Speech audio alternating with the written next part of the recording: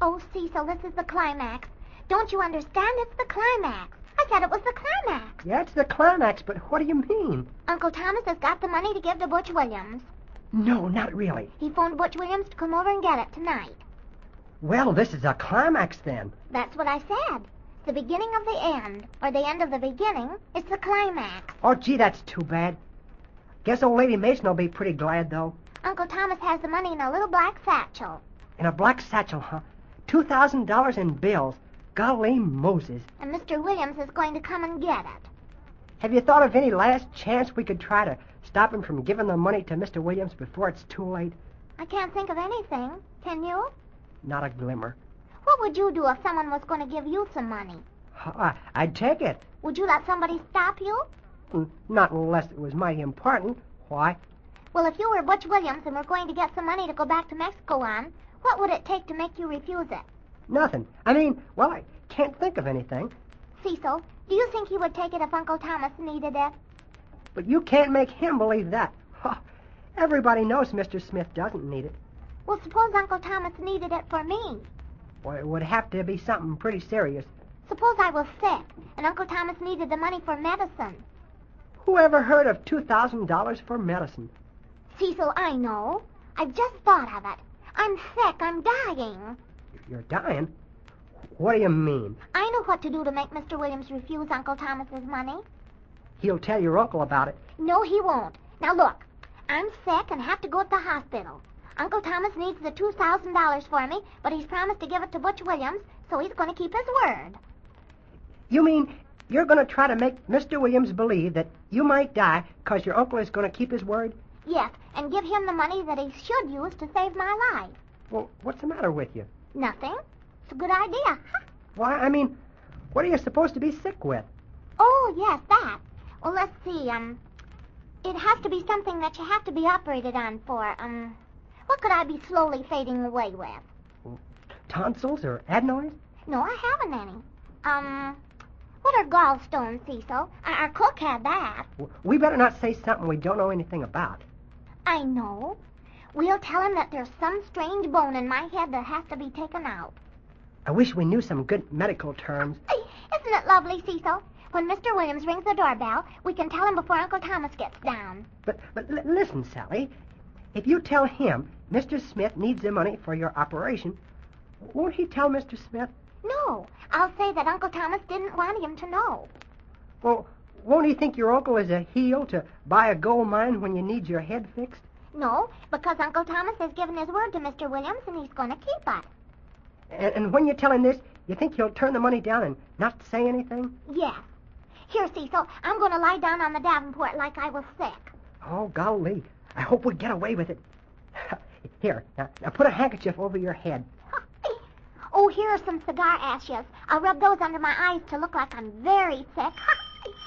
Cecil, it's him. Hey, lie down here, and I'll let him in. Now, make out like Mr. Smith didn't want him to know about this. I will, Cecil. I'll groan a little bit, too. Hey, listen, I think it would look better if I stayed in here and held onto your hand. Yes. All right. Come on in. Breathe hard, Sally. Come on right on in here. Well, do you find it too much effort to open the front door for your neighbors? Mrs. Mason. Oh, it's you. Well, Mrs. Mason, we thought it was somebody else. What's the matter with you? You mean Why, me? we were just playing a game. We were in a play and we were practicing. You seem to have dark circles under your eyes.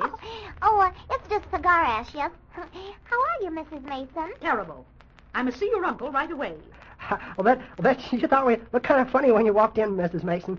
Sally, call your uncle right away. Oh, don't stand there. I was just wiping my face. All right, I'll call him. You look like something had happened, Miss Mason. Do I? Yes, ma'am. Oh, Uncle Thomas!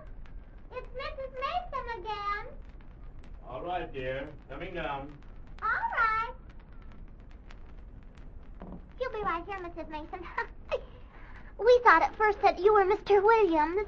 I'm sure I don't look like Butchie Boy. Oh, dear me. What's the matter, Mrs. Mason? Oh, don't annoy me. I'm terribly distressed. What have I ever done to deserve such trouble? Well, maybe it's punishment for marrying so many times, maybe. Just what do you mean by that? Oh, dear Mr. Smith. Well, Mrs. Mason, I didn't expect you. Sit down. How are you, Cecil? Fine, thank you. Something terrible's happened to Miss Mason. Oh, Tommy, Napoleon is dead. What did you say? Who died? Napoleon, my parrot. It died a little while ago. Oh, that old Polly, Mrs. Mason? Well, that's too bad. I'm glad it's nothing more than that. I felt so miserable and heartsick, and I just had to run over to see you. I'm very sorry. I remember you said it had been ill. I love that sweet parrot. That's the way I love Tommy, with all my poor heart.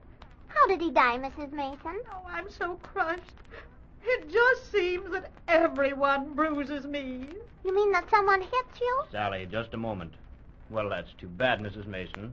However, you will be pleased to know that I've made arrangements for Mr. Williams to leave tonight. Oh, Tommy, at last I'm to get rid of him. So he's going. Well, but nothing could make me happy. I'm just a broken girl tonight. Oh, come now, Mrs. Mason. I wouldn't let the death of your parrot affect you like that. I knew you would try to console me, Tommy. I just knew it. Miss Mason, how did the old Polly die? What did you say? Cecil asked you how it happened to die. Well, ever since that day I was away from home, and it kept saying things like old hen and old cluck, I knew it was sick. So I phoned the bird store to see what I should do for it. What did they tell you to do? Well, they said to give it 1 part milk and 1 part castor oil. That's pretty bad, even for a Polly parrot. But, Tommy, I made a slight mistake.